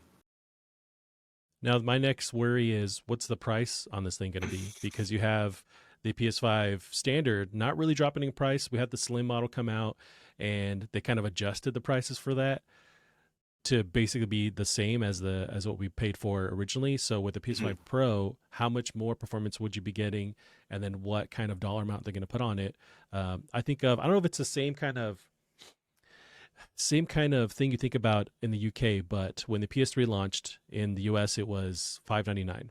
At least one of the starting points was, which is basically like $600. It's a load of money back in whatever 2008, 2007. And as we get into the future now with inflation and stuff, it's like we're going to see consoles that are going to be that price if we're at Yeah, least like the pro version. So do they and avoid it's not that? really. I mean, it's a very difficult conversation to have being in the UK because it just shows how different the economy is now. Because when the PS3 came out, it was £425 in the UK and obviously $599 in the US. But that was the conversion rate at the time, for Mm, close to 2 to 1 kind of thing. But now we're seeing most things are priced the same, whether it's dollars or pounds. So yeah. $600 for you now would be £600 here. So whilst you've got the same price, figuratively, as back in 2007, was it 2007, 2006? I want Um, 2007, yeah, 2008, we 2006. would be seeing like about £200 increase over that. So um, I think if it was to be, because how much is the PS5? It's 450. roughly, yeah, Yeah, 450 for the yeah, discless. I think around 500 for the standard. yeah. Yeah, so we've already gone over our PS3 price with the True. PS5. Obviously, a completely different climate nowadays. I mean, £425 back then was a lot more than £450 is now. Um, but yeah, I mean, I don't think it would. It might break the next 100, so it might be like 500, 550. I think maybe. Don't think it would go as far as 600. I don't even think it would go above 550, to be honest. Mm, Just because everyone is skint at the moment. No one has any money, yeah. unfortunately. But yeah, I'm not 100% sure. I don't. It's kind of an unknown, I guess, because I know people like to compare them to computers, but you can't really because they're just completely different architecture, differently made, and obviously sell differently. So you can afford to sell maybe at a little bit more of a loss, but Yep. yeah, it'll be interesting to see for sure. I just hope it's not too expensive because, like I said earlier, I want one, but if it's like £600, I won't be getting one. Yeah. Nice. Well, we'll see. But this thing's dropping this year. We should be getting more rumors soon, or it ends up not, Mm, dropping this year. So we'll see. yeah. Now we got moving on, Callum. Ghost of Tsushima coming to PC. Sony announced on both Twitter and PlayStation Blog that Ghost of Tsushima's PC port will arrive on May 16th. It'll be the director's cut release of the game, which first launched in August 2021. Features all the goodies, including the excellent Iki Island expansion and the multiplayer-focused Legends mode. I'm sure it'll have all the 4K, crazy awesome settings that you find on PC. But I'm loving this. I want to see more of these PC releases. What do you think about this? Yeah, cool. Yeah, it's really cool. I think Ghost of Tsushima is one of those games that just I don't think about much anymore, but when I Mm, do think about it, I just remember how much I loved it. Yeah, it's a game I'd like to play again. I know there is a PS5 version with the DLC, but I just don't think I'd have the bandwidth to do that to play through it again. But yeah, it's an awesome game, so it's nice to know that more people are going to get to play it. yeah, same. Excited. Moving on, we got Gravity Rush 2 is reportedly being remastered for PS5 and PC. It's from PlayStationLifestyle.net. A new report claims that Gravity Rush 2 is being remastered for the PS5 and PC. Report of the remaster comes from Discord user Orangi, who currently or accurately leaked information pertaining to the Gravity Rush movie in the past. According to them, fans can expect news on the remaster sometime around May this year and a release later in the summer. This is exciting because I'm a newfound fan of Gravity Mm. Rush and did finish the first one. Very excited to jump into the second, but I'm kind of waiting to see what that remaster would look like if this thing is real. What do you think? Yeah, I think it makes sense considering we knew about the movie that's going to be coming, so it makes sense for them to kind of try and make some money off of that kind of hype. Hmm. But yeah, like you said, both kind of new fans to the series. I haven't finished the first one yet. I'm very close. Again, similar to what I was saying earlier about Final Fantasy, I just got caught up doing a lot of the side things. I will finish it, and I do really want to play the second one. Whether or not I wait for the PS5 remaster or just play the one that exists, I'm not too sure. I'll have to look into how it is, the sort of normal version. But I think the only thing with Gravity Rush is, especially the first one, is it's so bloody annoying at times. Like, it makes me Mm. so mad. It just is so fiddly and annoying and finicky, but it is really good. And the story's really cool, and the vibe's really cool. So yeah, it's nice to kind of see it getting this resurrection around the time that me and you have both sort of got into it for the first time. So it's good Yep. timing. Yeah, I'm hopeful that. And I haven't played the sequel, but I imagine a lot of the movement kind of stuff is the same, or just like the way the game progresses is the same. You mentioned that Mm. same frustration, so hopefully there's kind of a just up to date, Yeah, updates that are made, yeah, current day updates that just kind of help the flow of the gameplay. yeah. I think just from playing it, you can tell that it's not necessarily the mechanic. The mechanic's really cool in what you're doing. It's just the way you like stick on certain things, like a little fence, and then you like end up falling, and it just throws it. It's just some of the trials are like very unforgiving, and again really just irritating. It's just one of those games where it's not fun to fail, if you know what I mean. Like, it's not Right. like there's so many games where if you make a mistake, you're like, oh yeah, like, and you learn from it. But in Gravity Rush, I just feel like everything's against you, like Yeah. with those kind of controls. Um, but yeah, but it kind of goes to show how good like the game is in general. That I'm still happy to play it and really want to finish it. It's just really cool. The characters are really cool. The art style is really cool. Um, Again, I think it was good that I didn't really know much about it before I played it, and then when I did, it kind of took me by surprise. And I think when I first started playing the first one, I did have a quick look at like Gravity Rush 2, and it looks a lot bigger, a lot more like Oh. populated, and a lot more colourful and different. So yeah, really really excited to try that out. But yeah, that's good to know. I'll definitely be keeping an eye on this to see whether it's worth me waiting or just jumping into Gravity Rush 2, because I think I've got it for some reason. It must Okay. be Yeah. like a PlayStation Plus game or something at some point. But yeah, we'll have to see. Nice. Yeah, I'm excited. We'll see more of that soon, hopefully. We got next one here. Stellar Blade demos published, then deleted from the PlayStation Store. This was just Saturday. 45-minute demo of the upcoming PS5 exclusive Stellar Blade was added quietly to the PlayStation Store earlier today, just half an hour after it went live. However, the free trial, which had not been formally announced or advertised, was mysteriously pulled offline again. Any demos that were downloaded were deactivated instantly. One player on Reddit said, "Played. It's very good. Upset I can't play more, to be honest. Combat was really fun, and you can't just hack and slash." I like the idea of a demo of this game because we saw this in the state of play, the last one, and it looks really interesting. And Mm. so the fact that of hopefully at some point soon, because I don't remember the actual date, and I'll look it up, this thing's going to launch. But if they're planning a demo, which seems like that's the case, I am very much interested to try this game. Yeah, I want to say it can't have been March. Was it May? Maybe. I know it's not very far away, is it? It can't be. It's Um, this year, April. So April. Okay. next month. Yeah, So yeah. strange thing to happen. But I'm more interested in the thinking behind that picture that you've included in Yeah. So the there's been a bunch document. of these I popping was up waiting for there online. to be, yeah, I was waiting for there to be like some context, but there doesn't seem to be. So yeah, explain yourself. It's just, yeah. So this has been popping up online before the demo. Was some of the skins that you can apparently unlock in Stellar Mm. Blade, and one of them in particular is just like a flesh tone. Looks like this lady's naked. Yeah, it's good. I like it. And It's nice. so if I can put my pre-order now, if I can place two pre-orders, if that'd be great. Yeah, Yeah, yeah, it's looking you've sold two copies by right. including that.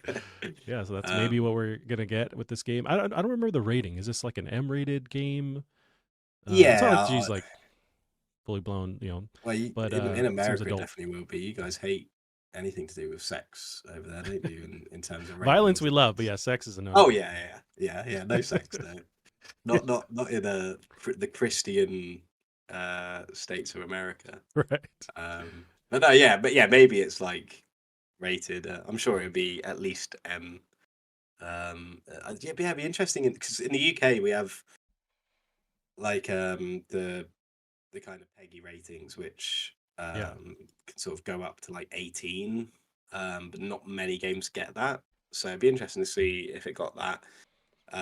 Honestly, I don't know how the UK rates stuff against like sexual things.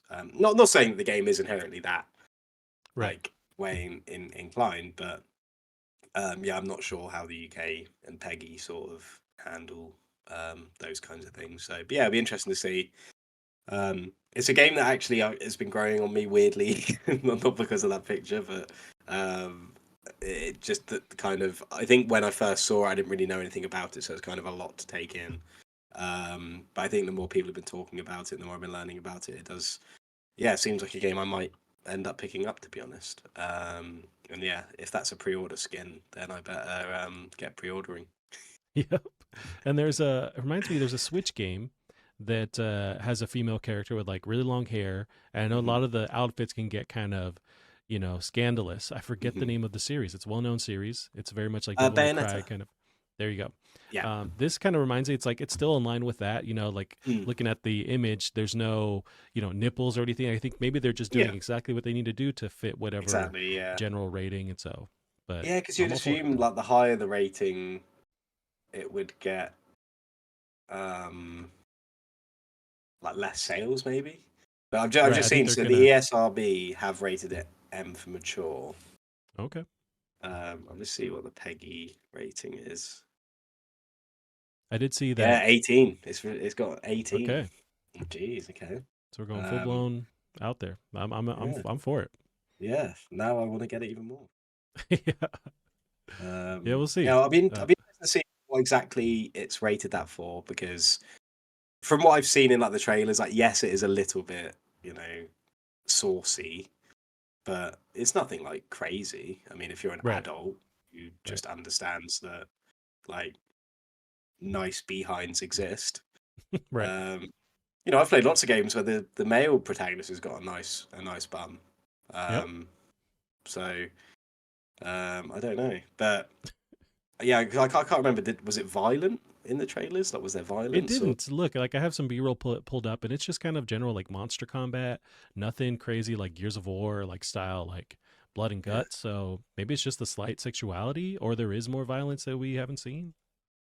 here we go. I've got so the ESRB actually have like a whole website, and it says this is an action adventure RPG in which players assume the role of a super soldier battling an invading alien force. Players use blades, machine guns, and laser blasters to kill enemies. The game depicts some female characters in revealing costumes, Mm, e.g., deep cleavage, skin tight, and flesh toned bodysuits, yeah. with breasts that jiggle during combat. Oh no. And the word shit appears in the game. But it does also say that some cutscenes depict close up images of impalement, dismemberment, and decapitation. So it's because of the jiggly, but it's because of the jiggly breasts. Yeah. That's the entire reason it's got. You can have one jiggly Mature boob, rating. two, it's M rating. Yeah, yeah, yeah. But I mean, Final Fantasy's got tons of jiggly boobs, and that's not rated 18. That's the thing. So It's like it's kind of per release where they really decide. Okay, how lenient are we? How strict are yeah, we? Yeah. I think this is a revelation. This ESRB ratings thing. I'm gonna have to read through. I'm just reading through the Final Fantasy one now. Yeah, that would be fun Yeah. reading. That's awesome. Well, we'll see if this demo comes out soon. We're getting Mhm. close to the last month of release, so I imagine by April we got to get a demo of this thing. Yeah, yeah. All right, come. We'll end up on the bigger news article that happened the past month or so. It was lit Mhm. the internet on fire, and I think everyone really freaked out over what seemed like nothing, but we Yeah. didn't know for a while what was going on. So this is a big Xbox update. Big Xbox update. Could have been an email. So we ended up with 4 Xbox games are going multi-platform.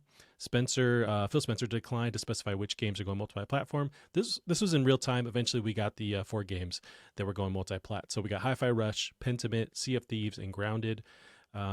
In that reveal business update, they said Game Pass isn't coming to PS5 or Switch. And then also tied to that, Xbox is working on a next-gen platform with some new hardware coming out in the years to come of some kind of like crazy advanced technology is what they say. But what do you think going back to this time where we didn't know what was happening? It seemed like Phil Spencer was chiming in on Twitter saying like, we hear you, we see you, we have more to say on this. And they said, cool, we'll see you in 2 weeks. In those 2 weeks, the internet just melted because everyone assumed Xbox is dead. This thing is falling apart. What's going to happen? When really, it wasn't that big of a crazy scene. But I think letting the internet think about it for 2 weeks and just speculate maybe in my mind did some kind of like just damage on the surface where it's just how you interpret Xbox, how you look at them as a company. But it ended up being not that crazy in my opinion. But what do you think as far as what was eventually said and released? Yeah, I think it highlighted the just like psychopaths that frequent the internet. I saw like, to be fair, I was actively looking for it just because I'd heard like people talking about it. Freaking But out. there's people that have like that would have like Xbox in their Twitter bios and they've removed it and like changed their Twitter handles and everything Yeah. because of it. Like like legitimately, that's like them being like an actual adult. Um, so yeah, there was a lot of funny stuff like that. Obviously, Xbox is not going anywhere. I think most people understood that. But yeah, it's cool to see these games go cross-platform. I actually saw Hi-Fi Rush on the store on PlayStation, which was interesting to see. Um, but yeah, Hi-Fi Rush is probably the only game out of those that um, I I will play, but I'll probably play it on Xbox just because it's on Game Pass. So I'd have to pay anything more than I already do. But Grounded's great as well. Grounded's a game I played when it first sort of came out in early access, and yeah, those two I assume will be the bigger ones. I know Sea of Thieves is also meant to be pretty massive, but I just don't. I'm just not in that space, so I don't know much about it. And obviously, Pentiment I know has found a very kind of enraptured audience too. So yeah, 4 great games that it's always good to just have more people able to play them, I guess. Yeah, and that's the thing. Like the games you, as we were talking about these 4, it's like, oh, well, these are games we've already played, and like we both love PlayStation, play in PlayStation, but we've played these other games on Xbox or on PC. So it's like really not the end of the world. These games exist. If you're a gamer, most of the time you have at least another console. I Mm-hmm. understand. I guess there's people that just, they just buy their one. They're just die hard. Nothing else matters to them. Mm-hmm. But I think in reality, there's a lot of us that dabble in all these other different ecosystems and have played this stuff. So it's not a doom situation. And it only benefits us as players to have all these different ways we can play, all these different Mm-hmm. platforms that we can access these games on. Yeah. And it means more sales. It's beneficial for the devs. So it's not the craziest thing in the world to see this happen. Yeah, no, definitely. And I think it just brings to the forefront how weird some people are that they can't just enjoy. You know, a lot of people I'm sure do have just one console because they're expensive. Right. But they can't just enjoy the games they get on that console. Like they have to make sure that other platforms are suffering in some way in order for them to kind of justify how much they can enjoy it. And Yeah. it's just a complete psychotic way of thinking is the nicest way I can put it. Like I like PlayStation simply because that's where I have played most of my games. Like literally no other reason.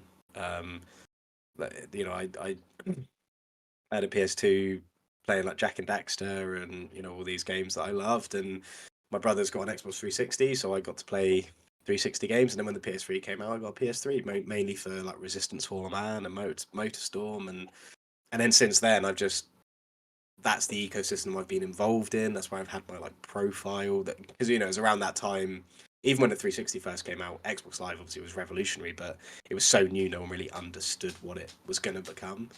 And so I kind of had that same revelation on PS3, creating my PSN account, playing Resistance Fall of Man online, playing Call of Duty 4 Modern Warfare online.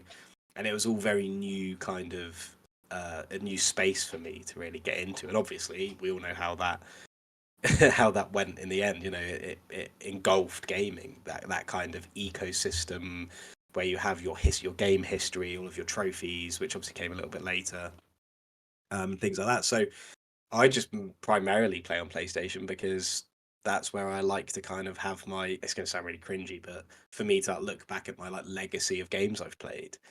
Um, but I play. I said to you earlier, I play Persona 3 Reload. That's a game I've been super excited about. I'm playing it on Xbox because I can either get it on Game Pass or pay £60 for it on PlayStation. Why would I pay? I mean, there's some games I would do that. I would pay the money because I want to play them. I have a Series S. Obviously, I've got my PC as well, but sometimes you don't want to be sat at a desk playing certain games as well. So yeah, I think people just need to realize that they can just play games wherever they want, and if the console you're on doesn't have the game you want to play, then like there's probably hundreds of other games you could just play instead. I mean, I don't think that the problem of not having a game to play is a real problem that exists. There's so many games. I mean, my backlog is like growing infinitely. So yeah, it's just I think people like that are just genuine psychopaths that if it wasn't for social media, we just wouldn't even know existed. Fortunately, but yeah, that's sort of my view on it. Is that the the place you play, if you can only afford one console, should be where your kind of main game library is as well. And that's another thing that is obviously a new thing is digital game libraries. All this money invested, you don't you that has so much more worth to you than what another console's doing or what games are being released anywhere. Like Right. it's just getting a little bit ridiculous.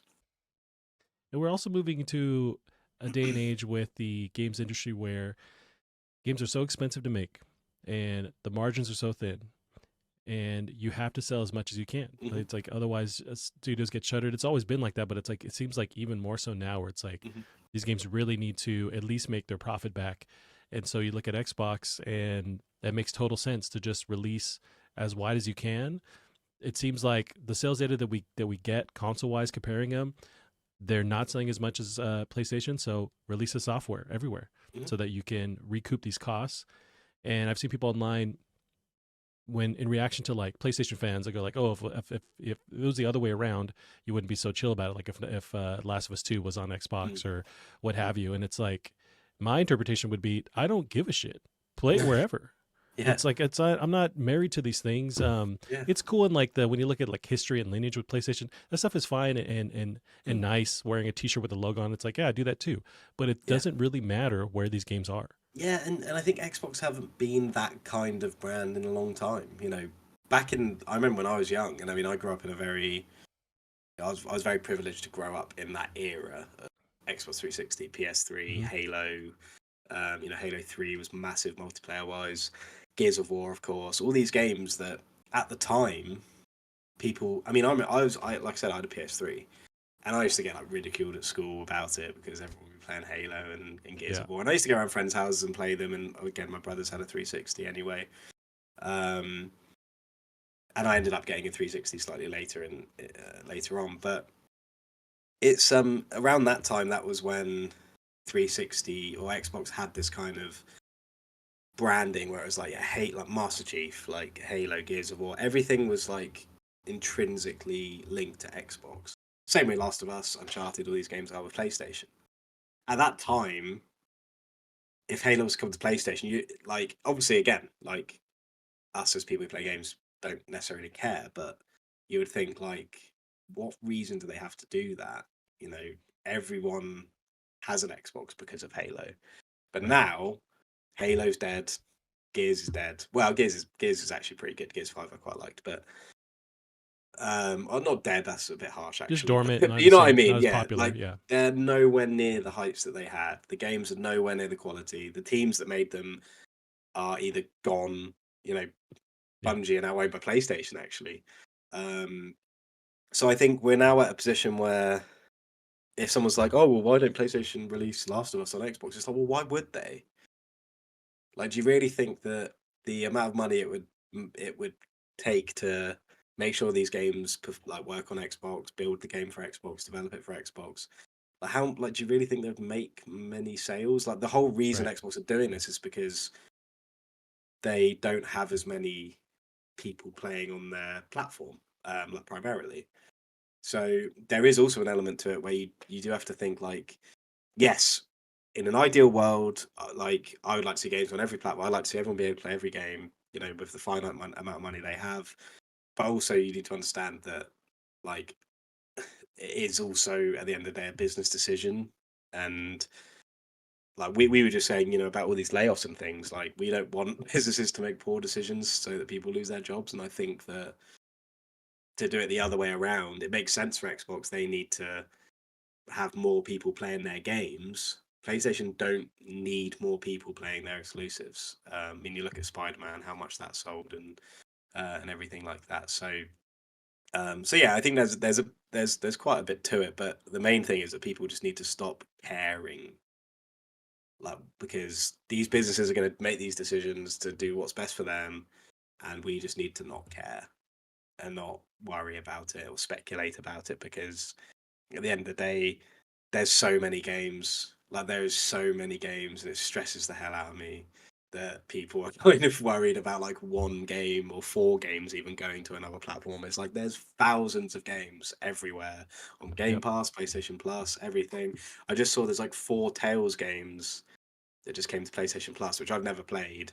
I've never really even thought about playing them, but now that they're there and available, that's four more games added to my backlog. And Yeah. it's just so yeah, people just need to play games more than fucking sitting on Twitter and moaning about stuff. Like if they were playing games, we wouldn't have anything to moan about. Yeah, yeah, it's a great way to end this whole subject. But yeah, my frustration was, I guess, just in the way the this whole shitstorm was handled. And I get that Microsoft they're a multi-billion, I guess, trillion-dollar company. They're huge. They're up there. I think they just passed Apple with like just the highest amount of money generator, at least that they're sitting on as far as a corporation. So they're not just going to make a decision willy nilly. So when this stuff started Mm. happening, Phil Spencer jumped on Twitter to try and tell people that they're going to make an announcement. I didn't like that it took 2 weeks. And then for the announcement to be this, I would have liked something right then and there just to like squash it, to not let the internet Yeah, rage on fire. yeah, But it's like, and then there's even when they did that business update, they didn't announce officially those four games because the reality is there was a Nintendo Direct and there's stuff tied to these. There's deals in play, mm, or it's like we're going to announce this mm, when this thing happens. This thing happens. So I get that. It was just frustrating to see to let them allow the internet to just like yeah. just speculate wildly, and which It, I think kind of it hurts the does brand. seem it seems a little bit squirrely. I think from people like Phil Spencer, who I love that he plays loads of games. I think that's great, and I think he seems like a proper like he obviously loves games. I think that's the best person to have.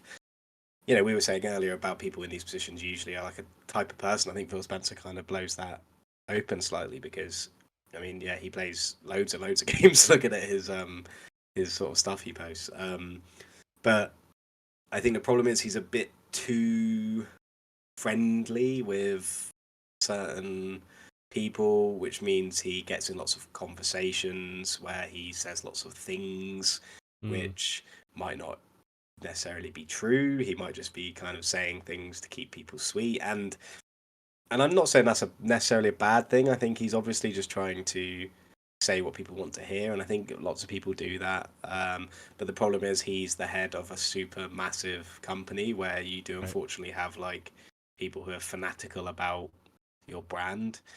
So yeah, I think the messaging needs to either be clearer or he just needs to shut up and just like treat it like a business, which is what it is. Because it's just bizarre that he says all these things like people on Twitter, Right. like, "Oh no, don't worry about the, no, it's not this," and then he's like, "Oh yeah, we're gonna do an update on an Xbox podcast." It's like, Yeah. what is going on? So yeah, it is just all a bit strange optically. But yeah, I think it's difficult for me because honestly, like, I just don't like people are like making it their entire existence online to talk about this stuff, and it's like, and I don't mean as like a pundit, I mean as like as if they're like involved in it.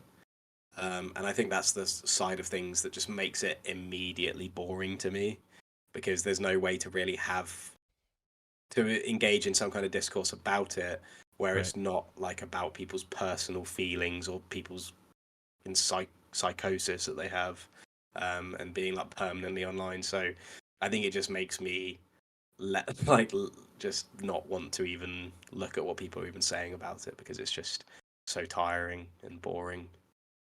Yeah, it becomes a religion for some people, and it's like then you Yeah. can't really be objective and have a conversation. Yeah, exactly.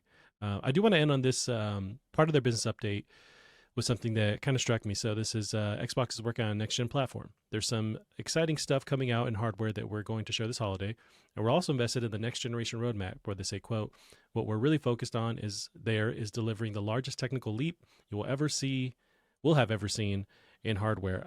And this makes me think with Xbox, I don't think their problem is hardware. I think it's just the games. I Mm. don't think them doubling down on this crazy advanced next Xbox, which I'm sure they're working on the next like actual technological leap, like they're saying. But I just don't think they need to put all their eggs in that basket necessarily, where Yeah. it's like that's what's going to win people over. The Xbox currently is fine. It's just there isn't a lot of strong games that compete with PlayStation. It's doubling down on the software. I think we're Mm. seeing a lot of studios from them that haven't made anything yet in a while, Yeah. and that's what's frustrating to me. It's like Yeah. if I see them go the route of, oh, okay, we're going to make the best console next, it's like that's not the problem, guys. It's the games. So Yeah. that's what worries me about them. Yeah. It's a bit of a weird one, and I think just the fact that they're like, oh, it's the biggest technical leap ever seen. It's just such unquantifiable like marketing speech, like, Yeah, because I think what people immediately will think is like, oh my god, if you think of how big the leap between PS2 and PS3 was, this is going to be even bigger. Like, what does that mean? And it's like, well, no, because how do you measure technical leap? You can't.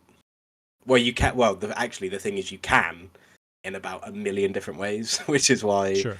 it's clearly just marketing speech. Because it could be something stupid like, oh, this CPU, has got like the highest like base clock speed, which ultimately means nothing, but then it would technically be the highest technical leap or whatever. So, Mm, um, yeah, I don't know really how to feel about it. I mean, I guess we'll wait and see.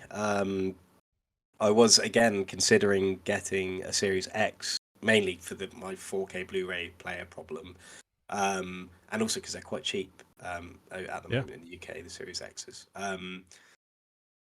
But then, yeah, and then I saw this, and and then obviously, as you know, I upgraded my PC, so I don't really need to now because I can just use that as an Xbox. But yeah, I don't know. Like you said, I don't really see who this is for, um, other than just giving these weird people online another talking point to bang the drums on, which does worry me. I do worry that they are kind of trying to feed this movement, with things like this, because the things they say are so obscure and are able to be taken in so many different ways, and then these weird people online take this and make like a mountain out of essentially nothing. You see other companies like Nintendo or PlayStation that basically don't say anything like at all right. ever, really. Um, and I think that just means that there's less, because and I think that's the thing as well, is like you obviously have these weird fanaticals on, on all, who are tied to all brands, um, in terms of like games. But I think the problem is Xbox really feed it. They really, really feed it. They Mm, interact with these people. They constantly just saying stuff, which is always then turns out to be, oh well, no, that's not quite true, or things like that. Whereas PlayStation, to their detriment, sometimes they just don't say anything, and they only right. say things when they need to. And same with Nintendo. So, but because they're businesses, they don't care about people, and they don't pretend to. Whereas Xbox kind of do. So yeah, it is just annoying seeing all of these like it's like the hardware stuff as well. It's almost just like they just said it at the Yeah. end, like, oh, by the way, we're also making the greatest hardware of all time. It's going to be able to play on TVs that won't be out till 2030. And it's just, yeah, I just don't really. They just say things to say things, I think. Yeah, and that's watching that BlackBerry movie. There's the exact this happens in that movie, and it's Mm. BlackBerry responding to the iPhone in a press conference with their investors and stuff, and just be like, also we're making this, and just like pulling something out of their ass Yeah, yeah, to just get the investors happy and make them seem yeah, like they have a competitive device. It's the same kind of vibe that I get yeah, just like talking in real time about this and hearing the most technological leap. It's like, yeah, we have that. It's PC hardware. That's where you get that yeah, technological leap. So that exists yeah, already. So there's that. You're going to compete with that. You're not. yeah, And then look at what Nintendo does. The Switch is 7 years old now. We're on the brink of maybe a Switch 2, but for 7-8 years, they've had this piece of shit hardware. It's garbage. It's a tablet, yeah. but amazing games on Horrible it. controllers. Yeah, horrible controllers, amazing games. Where it's like I bought it for those amazing games. So follow that, maybe same kind of get some inspiration there. Where it's like they focus on the games, not the hardware, and Yeah, they absolutely blow everyone out of the water. yeah, So maybe having the most advanced technology isn't always going to, no. win you the race. Yeah, they're just trying everything, I think. But Yeah, like you said, Microsoft have so much money because they right, have so many other facets of yeah, and at work, we use Microsoft, like their Azure cloud services and everything, so we get to see, all the different things they have, and they're huge. But it does kind of mean that they probably can be a bit more blasé, like, oh, we're gonna just do this, right. like, and then we're gonna release Bethesda's new game on Game Pass day one, and who cares, kind of thing. And it's just like it is getting to that point where it's just kind of like, all right, you don't need to, you don't need to just keep showing how you can just sell everything at a loss. Yeah, they have the money to So lose, basically. they'll probably release this new hardware, and it will be like £100, and it'll be Right, like just the to most powerful console in the world. Yeah, just to be like, we're Microsoft, look how much money we have. just Um, please buy it. Yeah, but at the end of the day, like they've said it now, so now I'm interested, but I'm not holding my breath. It'll probably. I bet it'll be some kind of like Apple Vision thing or something, just something completely Oh God. like left field that we just did not expect from it. So yeah, we'll have Or it has to a wait cup and see. holder, or it has wheels on it, so now it's something new. See, now that would be something Yeah, that I would buy. you drive it to work. Yep, yep. That'd be awesome. Well, Callum, we'll end it there for the week. They can find you online on Twitter at Bear Monroe, and then keep up with the show as well on Twitter at Plastic Car Pod. And I'm never going to call it X, so I'm just going to, it's a Twitter. Yeah, yeah, Okay. yeah. No, yeah. All right. That's fine. That's it for us this week. You can catch us next time. If you'll tell the people out there goodbye, Callum.